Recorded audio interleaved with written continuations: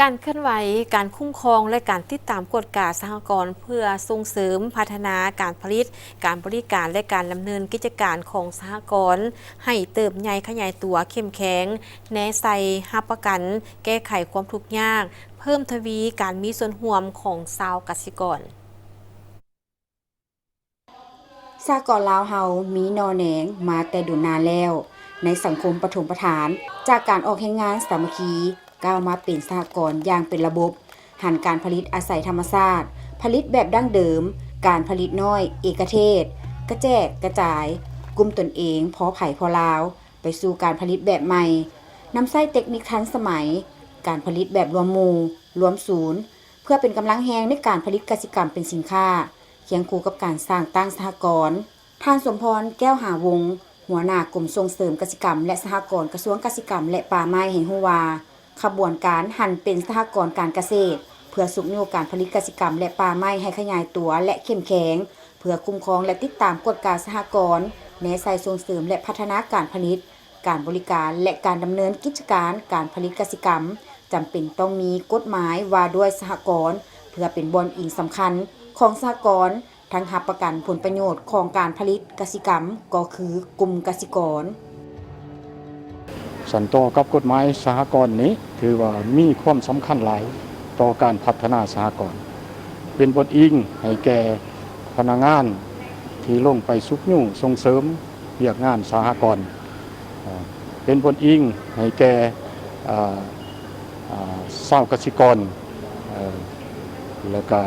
ทุกภาคส่วนเกี่ยวกับการเข้าร่วมการพัฒนาสหกรณ์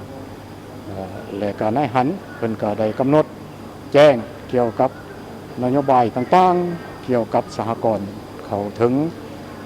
ทุนห้อนเข้าถึงตลาดเข้าถึงเทคนิคก็ล้วนแล้วแต่เป็น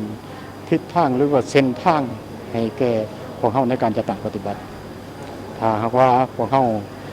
จัดตั้งปฏิบัติกฎหมายว่าด้วยสหกรณ์นี้พวกเฮาจะได้รับผลประโยชน์หลายแล้วก็ใจเฮ็ดให้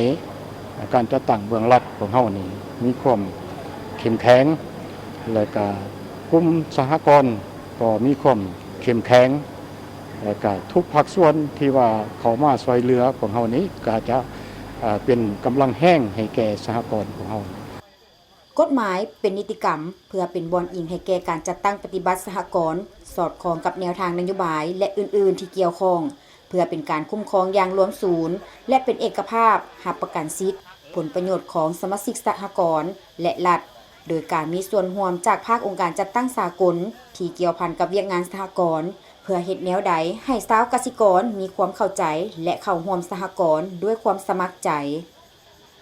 เป็นพวกเฮาส่งเสริมทางภาครัฐและก็สนับสนุนภาครัฐในการพัฒนาบรรดานิติกรรมที่เกี่ยวข้องเพื่อสนับสนุนสหกรณ์ชาวกสิกรต่างๆให้เขาเจ้าอำนวยความสะดวกให้เขาเจ้าสามารถสร้างตั้งเป็นสหกรณ์เพื่อพัฒนาเศรษฐกิจของเขาเจ้าหั่นเนาะเป็นเด่นแต่แท้คือทางกรมส่งเสริมก็คืออำนาจการปกครองขั้นสูงเพิ่นก็อำนวยความสะดวกให้ทิศสีนำพวกเฮาตลอดโดยเฉพาะเรื่องเทคนิคเรื่องวิธีการต่างๆที่เฮ็ดให้สหกรณ์พวกเฮานี่ก้าวหน้าขึ้นไปเรื่อยๆในระยะ10 กว่าปีผ่านมาสำหรับสหกรณ์ของแม่เป็นสหกรณ์ผลิตกสิกรรมอินทรีย์จะแม่นต้นต่อแม่นผลิตพืชผักย้อนว่า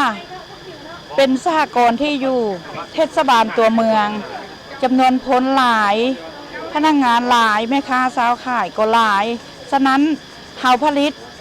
พืชผักนี้จะตอบสนองให้ผู้บริโภค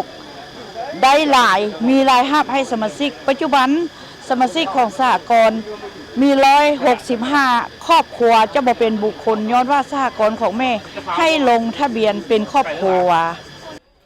การวางนโยบายการสร้างกลไกเงื่อนไขและอำนวยความสะดวกให้แก่สหกรณ์มีการเติบใหญ่ขยายตัวเข้มแข็งตามทิศสีเขียวและยืนยงสร้างรายรับยกระดับชีวิตการเป็นอยู่ของประชาชนลาวบรรดาเผ่า